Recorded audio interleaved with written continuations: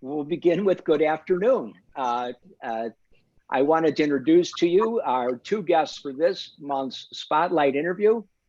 First, we have Sister Kate, who's from the Sisters of Albertine, which is in service of the poor, and our own YouTube sensation, star of ABC and Voices of Charity Radio, Kristen Flanagan, who's the Lake County Regional Project Manager. Good afternoon to both of you. Good afternoon, Tom. Thank you for having us. Good afternoon. Good afternoon. Thanks for making the time. Look, for the Lake County Board of Advisors members who are joining us, I want to just reiterate that we really have just two objectives for today's Spotlight interview.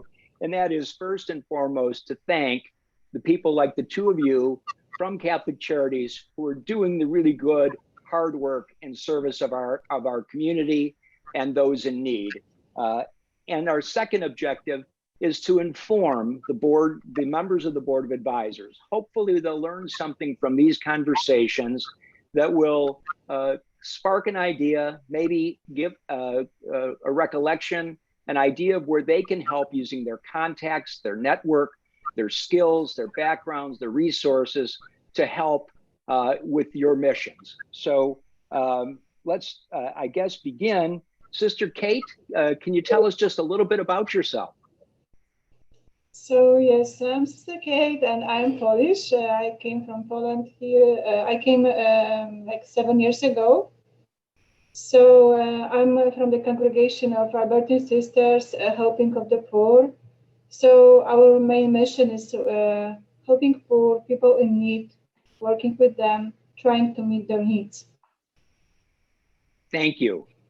Kristen, tell us a little bit about yourself and your background. Sure. Well, I'm Kristen Flanagan. I graduated with a Bachelor's of Science from Grand Canyon University. I began my career in the Peace Corps and afterward held various roles in the for-profit sector before realizing I missed my humanitarian work. So I did want to return to something that fills the goal of transforming lives for the better. So here I am at Catholic Charities for a little over a year now, and I'm glad I made the switch back to serving others. Now, you're both, this afternoon, you're speaking to us, you're both at the Schreiber Center in Rowden Lake, correct?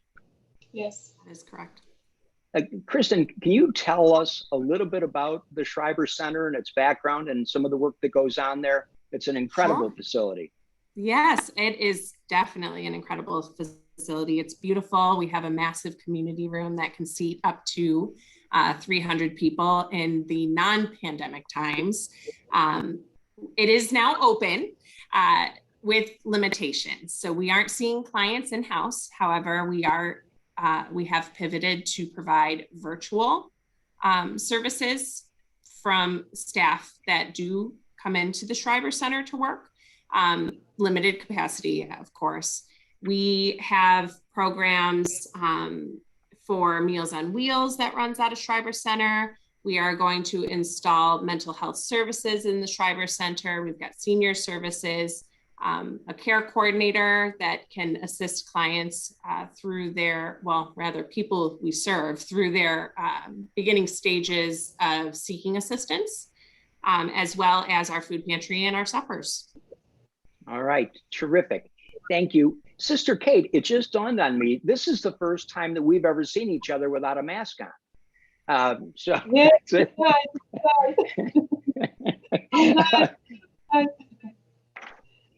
Let's, Sister Kate, if I could, just for a few minutes, talk to you about the food pantry there at the Schreiber Center. Maybe just give us a brief overview of the food pantry and tell us a little bit about how the pandemic has impacted the work you do there with the food pantry. So yes, the pantry was open on the last week of November, and the plan was before pandemic. It was planned to be the choice pantry. So the choice, it means that people, clients could come in and have a cart, do the shoppings, and pick up the food that they like. Now, because of the pandemic, the pantry is closed to the clients.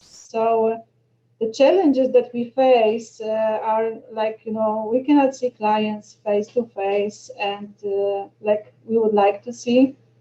And we had to find out how to serve them in the best way. We had to change the way of the process of distribution of the food. So it looks like now we do the registration process, so clients can call us and like a simple, we take the family this information and then we prepare food for them and on a cart. When the food is ready, we call them back. So they pull to the garage door and we put their food to their cars. So it's like, no face contact and no contact with the clients. It's like a safe contact, safe for everybody. And like the weather like this, the winter time, it was very good also for clients. They didn't have to wait in a line on a cold weather. And I would say the result, it was working very well for us, the way that we find to be. It's I've had the opportunity to spend some time there, and it's an incredibly efficient operation. Yes. Yeah, to drag out a tired phrase, Sister Kate keeps the trains running on time. That facility is very efficient. Yes, thank you. Sister, tell the board of advisors who may be watching this how we can be helpful to you.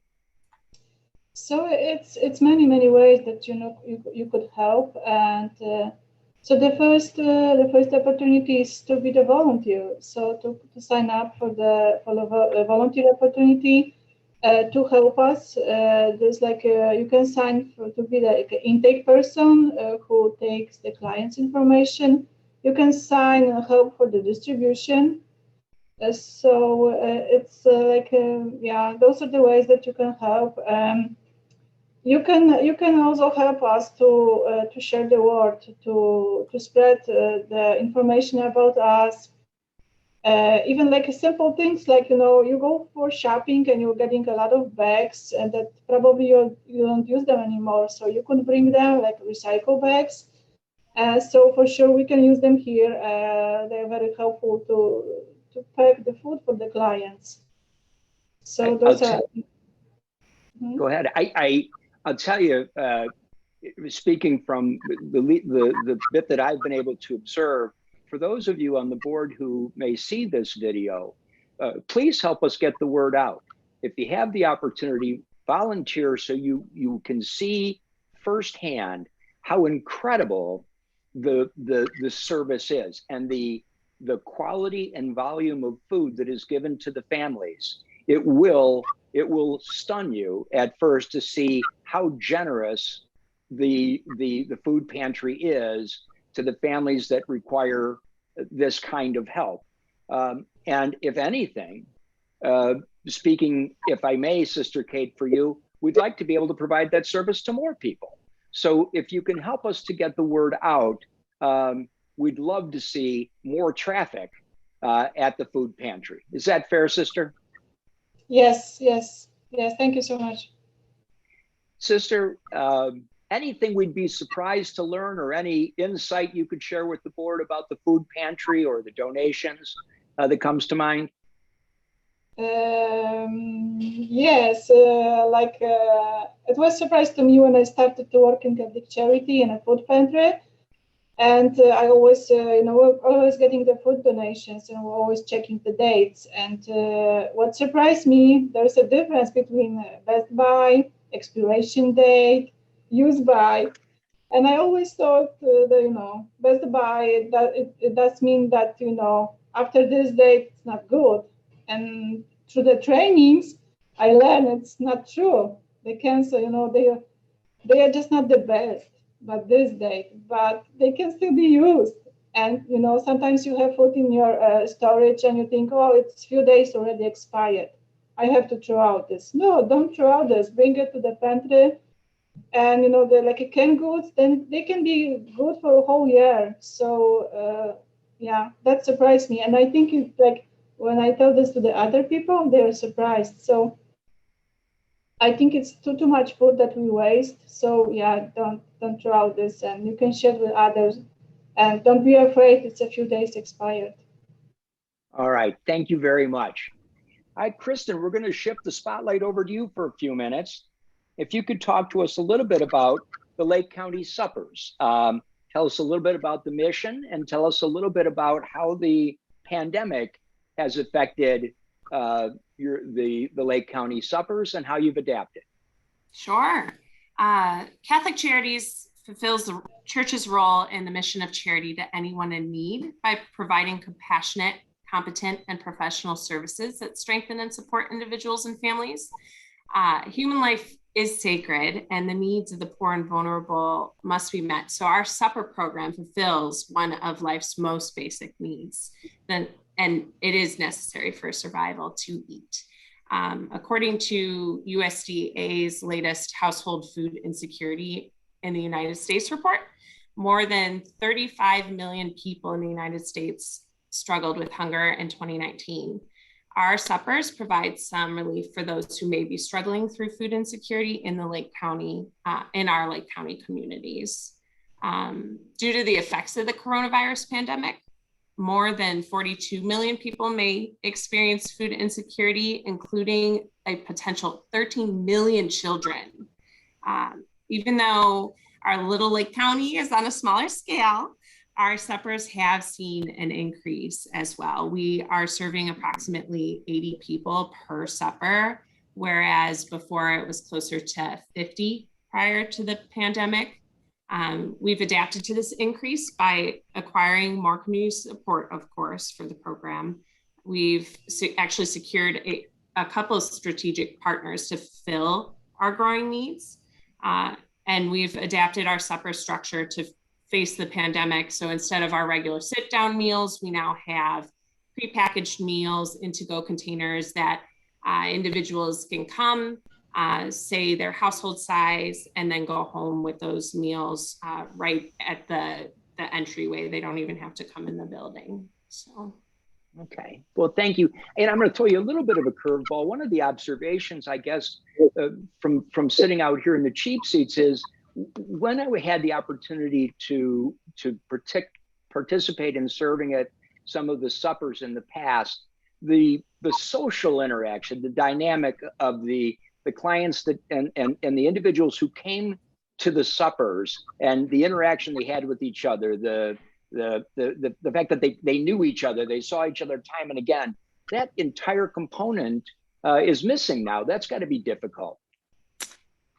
Actually, yes and no, Tom. And I'm going to throw a curveball back at you. I did want to share a client's story just to drive home the importance of the work that our program has. This program does provide more than just a meal. It provides a sense of camaraderie in this new pandemic isolationism. There's one client in particular that comes to mind when I think about the success of our supper program. This woman is a widow. She's living alone and struggling with a chronic illness. She has no computer and has lost touch with her Bible group because she lacks the ability to attend those virtual Zoom Bible studies. One evening supper, she confessed through misty eyes that she looks forward to these suppers as they're the only human contact she gets. She expressed that she looks forward to the suppers more than she ever expected. So our suppers do go beyond just providing food for hungry bellies. They provide a community for those who attend, and even more so, a community for those who support the supper, because they get to feel the impact through the stories that are being shared. All right, terrific. I thank you both for your time. Before we wrap up the session, is there anything else you'd like to share with the Board of Advisors? Kristen, how can we be helpful to you with the suppers? Oh, definitely. Please volunteer. I was mentioning those strategic partners, and there's this really cool initiative that we're doing now. We get these 5-gallon buckets of restaurant quality food, bring it to our Schreiber Center, where we then have to repackage these meals to feed as to-go containers for those who attend the supper. It's a pretty big initiative. We just got done doing it. Sister Kate, myself, Mike Enerson was here today. And it takes about 2 hours to complete this task. It's a pretty big task, taking from these big buckets and putting into little itty bitty containers so that we can give it out. So please, if you have a free afternoon on a Wednesday, come help out. All right, terrific. Sister Kate, anything else? Did we cover it on your end? Sister, do you have a story that comes to mind that would drive home the message or help give us a better understanding of the work that goes on at the food pantry? Yes, I do have one story. It's like, I would say it's more about the help and using your contacts, like I would say a lot of board members know a lot of people, have a good contact, and you never know how helpful it would be, and it could be for us, for others, and sometimes other people, and just like you don't know how to use this. So I want to share my story. Like, I used to work in a Assembly's Food Pantry, which is also provided by Catholic Charities. Mm-hmm. And we also were doing the suppers over there. So some time ago, we started the project that was like we were getting food in a huge bucket from restaurants, and we were doing suppers, packing the meals to go because of the pandemic. So I came here in October, and I still was in touch with some people who were working over there. And one day, one of the deacons called me and said, "Hey, sister, how are you doing? How is the pantry doing? Oh, by the way, do you have a suppers over there?" I said, "No, not yet, but we plan to do it." And he asked me, "Oh, sister, what about if we could get the buckets for you?" I said, "Oh, wow, it would be nice. And I know we are looking for the nice place to get the food because it's really expensive to get food for those many people." And so he said, "Oh, yeah, let me talk to the guy who does it." And in a few days, they came back to me and they said, "Yeah, there's no problem. They can deliver food here." And we just got in touch with Lisa and schedule everything. So now we have, the huge buckets of food that we use to pack the meals for suppers. So you never know whom you know, and how helpful it can be.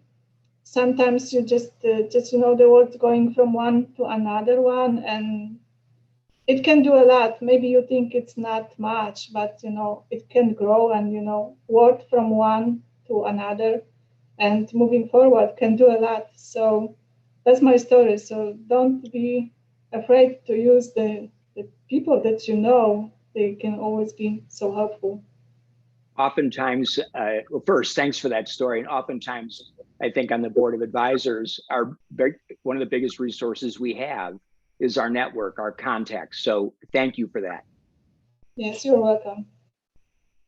Thank you so much for your time. Again, I appreciate you taking the time to do it. I know you're very busy. And Kristen, I know you got a million things going on. So, Say the least. I really appreciate you taking the time. Great. You did great as always. Thank you, Tom. We appreciate you. Right. Yes, you did a lot too. We couldn't make it without you. I think you'd muddle through. All right. Have a good afternoon, sister. I'll see you tomorrow. Yes. Thank you. See you. All right, Tom. Happy Easter. Happy Easter. Thank you. Bye-bye. Bye.